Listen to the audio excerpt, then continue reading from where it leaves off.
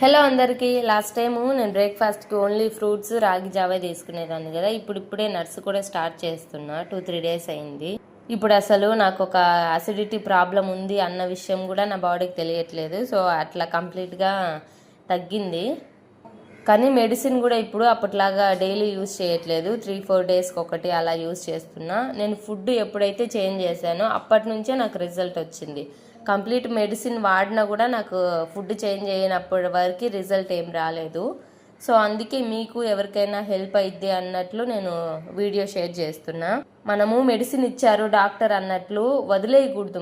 మనం చేసేది మనం కూడా చేయాలి. మన బాడీ ఏంటి, ఎలా తింటుంది, ఎలా ఉంటుంది అనేది మనకు మాత్రమే తెలుసు. దాంట్లో చేంజెస్ అనేవి మనం మాత్రమే చేసుకోవాలి. ఇంకెవ్వరు చేయలేరు, చెప్పలేరు కూడా.